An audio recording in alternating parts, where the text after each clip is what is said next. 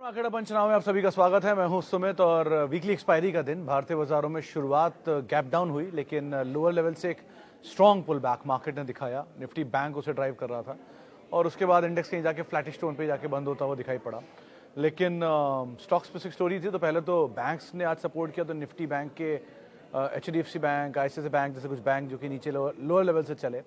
Then Larsen and Toubro, then support में आया Bajaj auto जिसके नंबर बढ़िया थे, 6% की तेजी देखने को मिली। L&T इन्फोटेक माइंड ट्री बढ़िया नंबर के बाद वो भी चलता हुआ दिखाई पड़ा, 20 रुपये का डिविडेंड भी आया।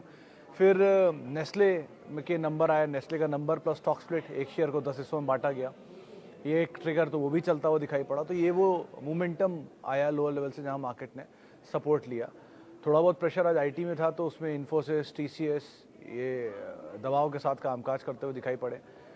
इसके अलावा जो प्रेशर था वो सिलेक्टिव मेटल में अपमूव, FMCG में थोड़ी खरीदारी, मेटल में प्रेशर, FMCG में खरीदारी, ऑटो में खरीदारी। तो बजाज ऑटो के नंबर से पहले शुरुआत हुई, फिर धीरे धीरे वो एक्सपैंड होते होते चला हीरो मोटोकॉर्प में, और फिर TVS मोटर भी कुछ फ्लैटिश टोन पे ही बढ़त के साथ कामकाज करता हुआ दिखाई पड़ा। नतीजों का सिलसिला बना हुआ है, तो नंबर से बजाज ऑटो के बढ़िया नंबर रहे, वहाँ पे अच्छा रिएक्शन था। L&T इन्फोटेक माइंड ट्री के अच्छे नंबर, उसका रिएक्शन था। हेवेल्स के नंबर से पहले वहाँ पर अपमूव था। पॉलीकैब में लगातार दूसरे नंबर के बाद प्रेशर था। उसके अलावा एस्ट्रल में नंबर्स ठीक ठाक थे, लेकिन फिर भी मार्जिन की पिक्चर कमज़ोर और आउटलुक कमज़ोर, जिसका इम्पैक्ट रहा। 5% नीचे वो भी बंद हुआ।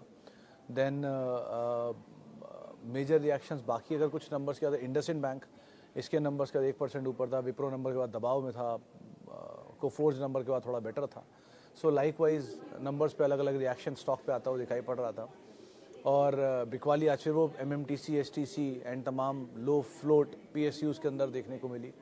थोड़ी बहुत बाइंग आज अदानी समूह के शेयरों में थे, Adani power specially, news flows भी थे अदानी ग्रीन में, तो उसका भी एक रिएक्शन देखने को मिला। बाकी दबाव FMCG में से लिकर स्टॉक में आज था। यूनाइटेड स्पिरिट्स हेवी प्रेशर में कामकाज कर रहा था आज, वहाँ पर भी दबाव बनता हुआ दिखाई पड़ा। सो अलग अलग स्टॉक स्पेसिफिक स्टोरी चल रही है, प्लस अर्निंग्स का इम्पैक्ट है। तो अर्निंग्स के इम्पैक्ट में तो आपको रिएक्शन दिखाई। FMCG में एक नेस्ले के नंबर आ चुके हैं, HUL के नंबर अभी अभी आए हैं। मोरलेस नंबर इन लाइन, मुनाफे का नंबर अनुमान से बेटर ही दिखाई पड़ रहा है। बाकी आगे डिटेल में पता चलेगा वॉल्यूम का नंबर क्या आता है। और ITC के नंबर पेंडिंग है, तो ये कुछ नंबर से इनको आपको नज़र रखनी होगी। आगे गोइंग फॉरवर्ड कल नंबर आने वालों में एक JSW स्टील का नंबर आएगा। इसके अलावा हिंदुस्तान जिंक के नंबर आएंगे, कैश की पोजीशन क्लियर होगी वहाँ पर। फिर डिविडेंड पे ऑफ्स पता चलेंगे। और लाइकवाइज मतलब हिंदुस्तान जिंक, और अगर इसको हटा दें तो इसके अलावा जो नंबर आने वाले हैं उसमें CG पावर के नंबर आएंगे। आज PVR के नंबर आए, नंबर का प्रॉफिट टेकिंग आई, लेकिन हाँ स्टॉक अदरवाइज बेटर कर रहा है।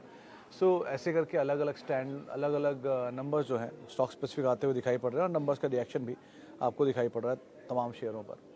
और अब कल हफ्ते का आखिरी कारोबारी सत्र भी है, तो अलग अदरवाइज ही मार्केट पर नज़र रखनी होगी कैसे मार्केट मूव करता है। चलिए सवाल जवाब का सिलसिला शुरू कर लेते हैं और बातचीत कर लेते हैं कुछ सवालों को लेकर भी। सबसे पहला सवाल, view on Adani transmission. Sir 760 जिसके आसपास ये कामकाज कर रहा है, या 750 चलिए, जिसके आसपास ये कामकाज कर रहा है, उसको आप एक स्टॉप लॉस लेके बने रह सकते हो और एंटर कर सकते हो। लास्ट क्वार्टर के नंबर तो बेटर थे इसके, इस बारी के भी नंबर लग रहा है अच्छे ही होंगे।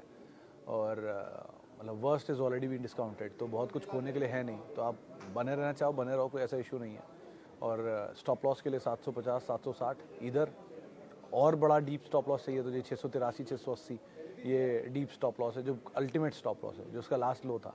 अगर वो हिट नहीं हुआ, इसकी चांसेस आर थिनली लो, तो भी आप नज़र रख सकते हो। लेकिन 760, 750 छूटने की गुंजाइश वैसे बहुत कम है। बंधन bank, India cement, Jubilant food hold करें एग्जिट फॉर नेक्स्ट 2 ईयर्स। देखिए बंधन में कुछ न्यूज़ फ्लोज नेगेटिव साइड पर है, लेकिन बाकी दो साइड पर जो आप न्यूज़ फ्लो देख रहे हो, मतलब India cement and Jubilant food तो वैसे भी बेटर है। जुबिलेंट फूड में स्पेशली क्योंकि नया मैनेजमेंट ने टेक ओवर किया है, मतलब नई बोर्ड में नए मैनेजमेंट आए हैं।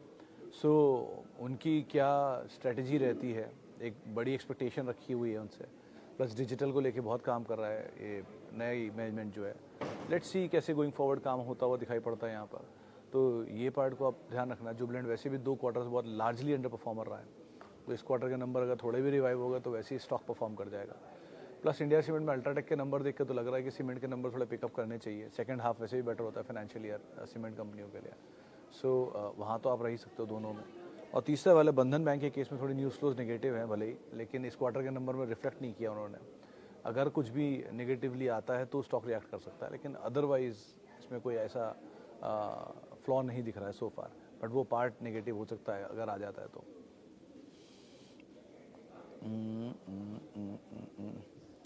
I can see Nuvama Wealth is listed. Neither there was an IPO nor it is in SM category. नहीं, मतलब मैं नुवामा वेल्थ लिस्टेड है, मुझे आइडिया नहीं सर इसका। ये तो ईडलवाइज था पहले, अब पता नहीं नुवामा के नाम से लिस्टेड है कि नहीं। मैं नुवोको की बात कर रहा था अगर, या फिर एक दो ही कंपनियां लिस्टेड हैं। एक नुवोको लिस्टेड है, वो सीमेंट वाला, और नुवोको विस्टा, और एक और थी उसका नाम भी एन से ही है, मिस कर गया उसका नाम। तो दो कंपनियों की बात है, लेकिन नुवामा के बारे में मैं ज़्यादा आइडिया नहीं दे पाऊँगा आपको। रही बात आपकी नेस्ले के लिए, will it be easy to buy 1:10? देखिए, नेस्ले केस में पिछले 10 साल में 2013 से लेके 2023 तक इसका एवरेज पी रहा है 75 से 77 या 80s के बीच में एवरेज पी है। एक बार 114 भी गया था पी, और अपने लोएस्ट पी में 71 72 भी रहा है, या 50s में भी एक बार आया था कोविड के टाइम पे शायद बीच में। तो इसका पी यूजुअली कम नहीं होता, कभी पी कम नहीं होता, मतलब कि इसकी अर्निंग्स तेज़ हैं लेकिन बाज़ार फिर भी इसको प्रीमियम देता है हमेशा, क्योंकि एफएमसीजी है 1 और एफएमसीजी के अलावा प्रीमियम एफएमसीजी है 2, तो इसको हमेशा ना वही मिलता है, प्रीमियम कमांड किया ही है इसने। तो एवरेज नंबर ये मेंशन करता है कि 70 से लेके 80 के मल्टीपल के बीच में रहेगा ये। अब अफोर्डेबिलिटी की बात आती है तो 24,000 रुपये पे शेयर महंगा दिखेगा ही आपको, 10 में बढ़ जाएगा तो 2400 का हो जाएगा।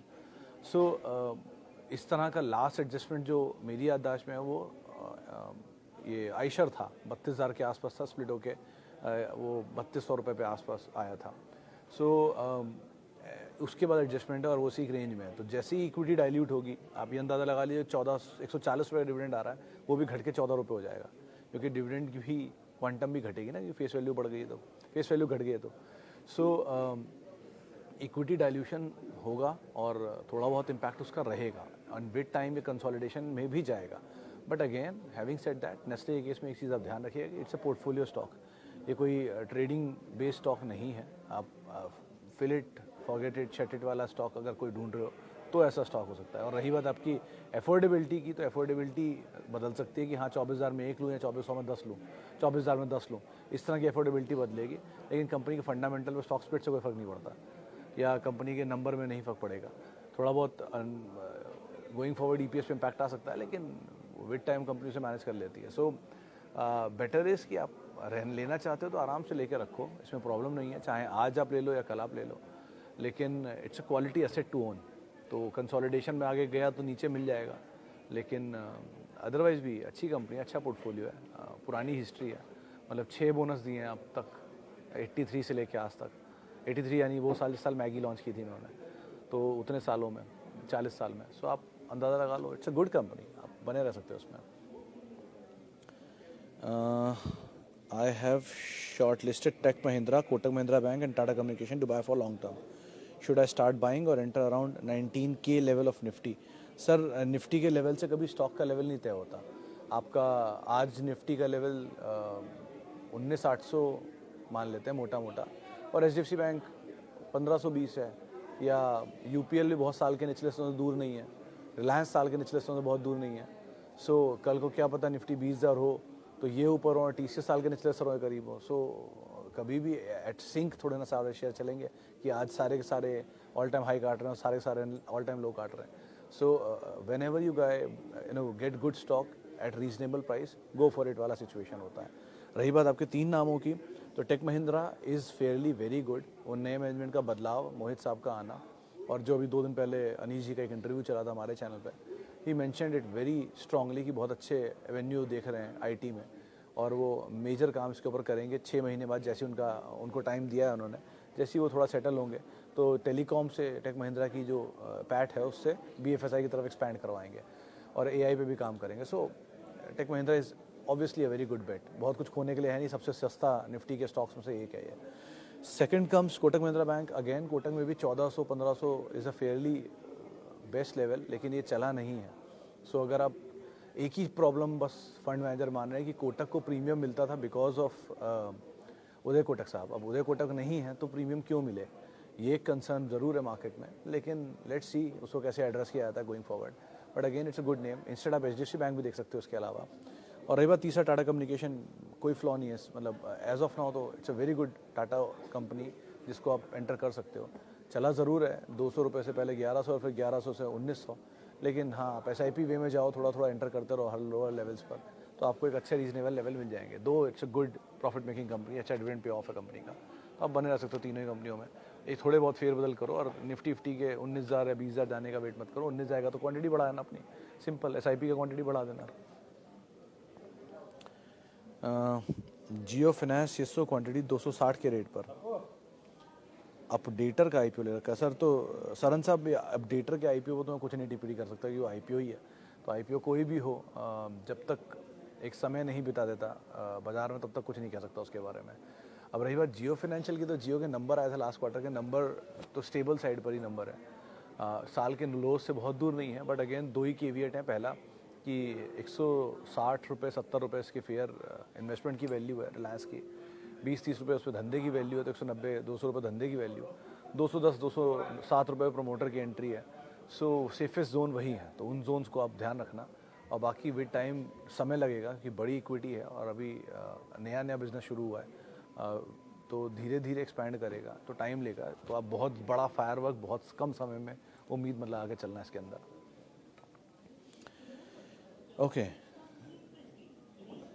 Sir, is current P justified in Airtel but unjustified for Nykaa?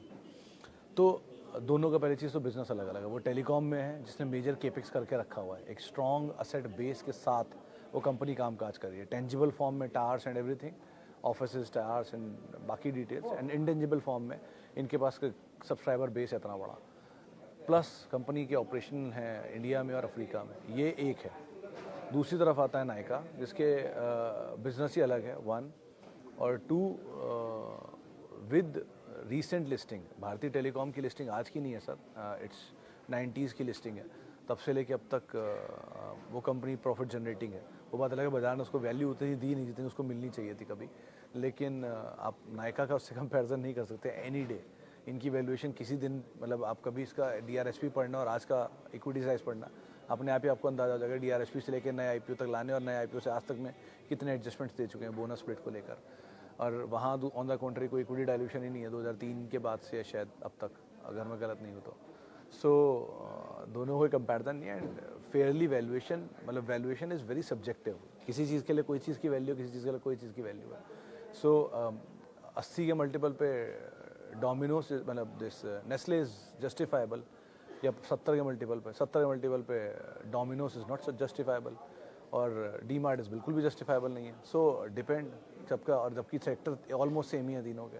So just valuation वाला पार्ट कभी भी एक बहुत सब्जेक्टिव वैल्यूएशन है। किसी को कुछ भी में BPCL 3 के मल्टीपल पे महंगा लग रहा है सबको, और फैक्ट 67 के मल्टीपल पर सबको सस्ता लग रहा है, तो ऐसा कैसे जस्टिफिकेशन? और प्रॉफिट का साइज़ देखो और एसेट का साइज़ देखो तो BPCL कहीं ज़्यादा बड़ा है।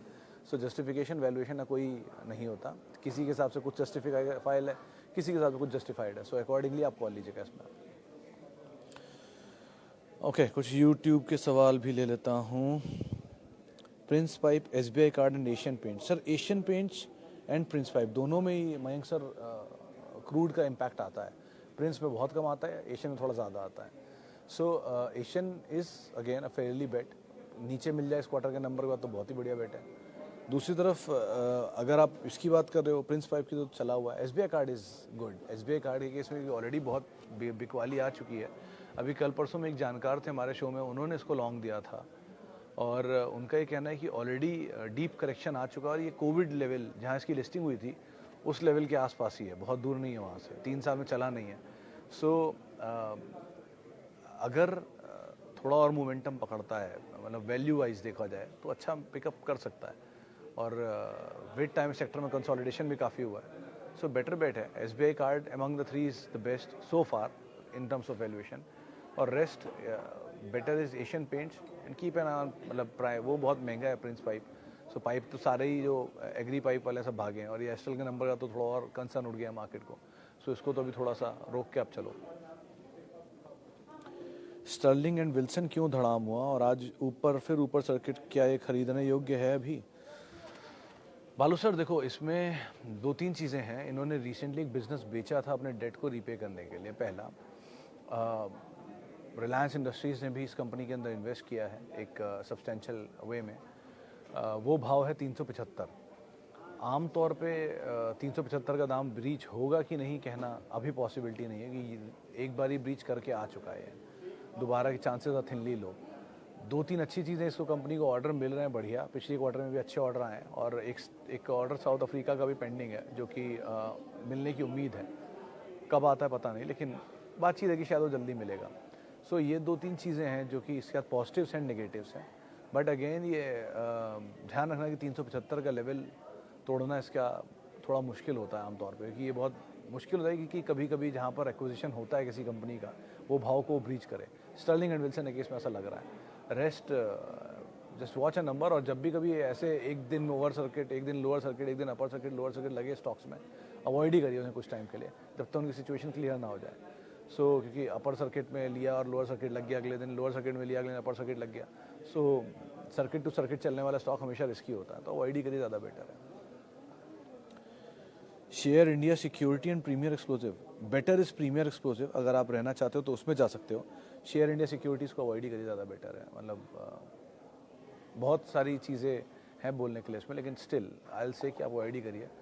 प्रीमियर एक्सप्लोसिव के पास अच्छी ऑर्डर बुक है, रिसेंटली एक अच्छा ऑर्डर इनको और मिला था हाल में। इक्विटी भी छोटी है तो वहाँ बने रहने में कोई बुराई नहीं है, लेकिन शेयर इंडिया को अवॉइड करिए, ज़्यादा अच्छा है। ओके, रुद्राक्ष आपका सवाल, नवर will Asian paint go down further, what level to accumulate at? TIA क्या होता है? Thanks in advance. अच्छा तो एशियन पेंट के केस में सर डिपेंड कि अगर ये ईरान वाला थोड़ा वर्डिक्ट और बढ़ता है या इश्यूज बढ़ जाते हैं, इसराइल के साथ अब ईरान भी पार्टिसिपेट करता है, क्रूड के प्राइसेस में और स्पाइक आता है, तो ये एशियन पेंट के लिए थोड़ा सा टर्मोइल हो सकता है। मतलब एशियन पेंट ही नहीं, सारी इकोनॉमी के लिए टर्मोइल होगा। और प्लस मेजरली जो क्रूड रिलेटेड कंपनीज हैं, जिसमें Asian paint, Pidilite, chemicals, some to some extent pharma, even aviation पूरा, तो ये सब पे मेजर इम्पैक्ट आएगा।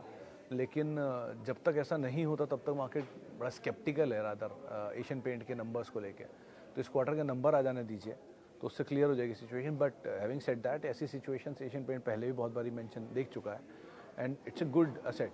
एक थॉट है, वो कल किसी जानकार से मेरी बात हुई थी तो बात मेंशन करी उन्होंने, कि जितने भी लीडर्स हैं ये पिछले 2 साल से या 3 साल से पार्टिसिपेट नहीं कर रहे हैं, कोई भी अपने अपने सेक्टर के, beat Asian paint, Kotak Mahindra bank, HDFC bank, TCS, Reliance, ये सब में से कोई भी ऐसा स्टॉक नहीं है जो बहुत एक्टिवली पार्टिसिपेट कर रहा हो। तो ये एक कंसर्न भले ही मार्केट में कि अब लोग नई थीम ढूंढते हैं और एग्जिस्टिंग थीम को होल्ड करते हैं, लेकिन नया ऐड नहीं करते, इसलिए उनमें बहुत मूव नहीं आ रहा है। बट पता नहीं, ऐसा विद टाइम एक ऐसा समय आएगा कि वापस ओल्ड थीम पिकअप करना शुरू कर देगी, और जो ट्रेडिशनल कंपनीज़ हैं उनको आप रखोगे तो वही पोर्टफोलियो में, क्योंकि सारे फंड होल्ड करते हैं, बट नया माल लेते हैं नहीं लेते हैं, दैट्स अ डिफरेंट थिंग, लेकिन सबके पोर्टफोलियो में है ज़रूर ये सब स्टॉक।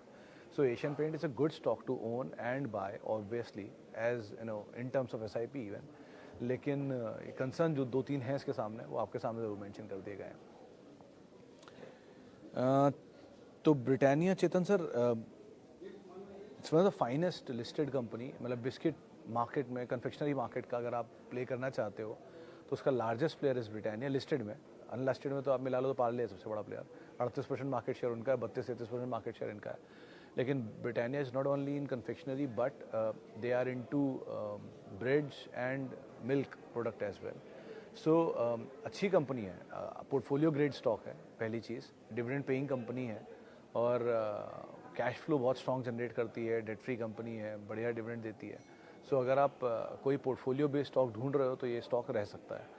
और क्योंकि कंजम्पशन ड्रिवन स्टोरी पर डिपेंडेंट है, और कंजम्पशन ड्रिवन स्टोरी बहुत अच्छी है, और ये बहुत अच्छे से उसको प्ले करते हैं इंडियन मार्केट में और एक्सपोर्ट मार्केट में भी इवन। सो आप आराम से, अगर आपके पास है तो बने रहो, उसमें कोई फ्लॉ नहीं है। बट ये again it's a portfolio based stock, don't ever think कि ये 200-400 रुपये दे देगा और छोड़ दोगे आप उसे, ऐसा कुछ नहीं है। ये बढ़िया नेस्ले टाइप स्टॉक है लेके रखने वाला, अनटिल अनलेस कोई बड़ा प्लेयर या बढ़िया प्लेयर और ना आ जाए। ओके, इसके अलावा thank you Suraj ji, thank you. SIP आप स्टार्ट करना चाहते हैं 10 से 15 हज़ार per month, some good investment. Sir देखो, अगर आप सूरज जी बिल्कुल बाज़ार नहीं जानते हो, बिल्कुल भी नहीं जानते हो, तो आपके लिए पहला ऑप्शन रहेगा निफ्टी ETF। निफ्टी ETF लीजिए, निफ्टी बैंक ETF लीजिए, निफ्टी IT ETF ले लीजिए। सिंपल सॉल्यूशंस हैं 3 सेक्टर को ट्रैक करने का। आप सारा उसके अंदर आ जाता है, चाहे लार्ज कैप IT हो, मिड कैप IT हो, लार्ज कैप बैंक हो, मिड कैप बैंक हो, या पूरा बाजार हो, वो Nifty ETF, Nifty bank ETF, Nifty IT ETF में कवर हो जाता है। आप थोड़ा और आगे बढ़ना चाहते हो तो, या और भी नहीं जानते हो, तो फिर तो म्यूचुअल फंड ही है आपके लिए। तो म्यूचुअल फंड्स को नहीं करना चाहते तो आप ETF में आ जाओ। ETF में आप नहीं करना चाहते तो आपके पास लार्ज कैप स्टॉक्स हैं सारे, तो आप किसी भी ETF के बड़े स्टॉक जैसे कि Reliance, TCS, Infosys, HDFC bank, ये सब अपने अपने सेक्टर के बड़े बैंक हैं, ICICI bank, axis bank, Kotak, इस तरह के नामों में आप जा सकते हो। ये दूसरा तरीका है। जब ये सब्सटेंशियल क्वांटिटी में आपके पास इकट्ठे हो जाए और आपका पोर्टफोलियो थोड़ा स्टेबल हो जाए, तब आप सेकंड बेस्ट में जाना शुरू कर दीजिए। Berger paints, United spirits, Radico Khaitan, Tata communication, JK cement, तो इस तरह के अलग अलग सेक्टर के छोटे छोटे बढ़िया नाम, क्वालिटी नेम्स, इनको आप पिकअप करिए। और लास्टली फिर आप अपने हिसाब से पिक एंड चूज़ करते रहेंगे, तब तक आप खुद ही समझ लेंगे और आपके पास एक स्टेबल डिविडेंड इनकम का सोर्स भी बन चुका होगा। सो ये तरीके से जाइए, चरणबद्ध तरीके से ज़्यादा बेटर है।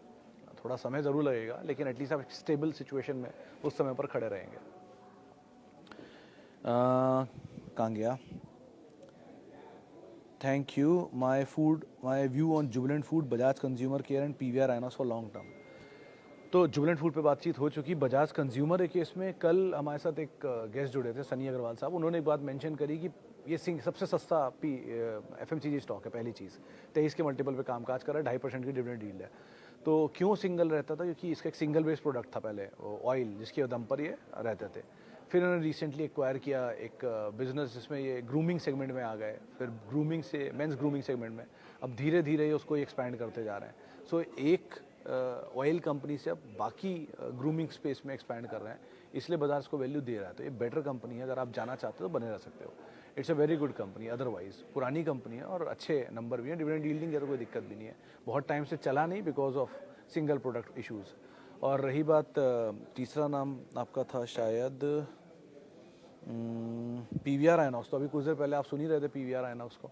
मोर लेस डोमिनेंट कंपनी है नंबर्स के हिसाब से, और प्रीमियम टिकटिंग को भी ये लोग अब कैप्चर कर रहे हैं, वर्ल्ड कप भी कैप्चर कर ही रहे हैं।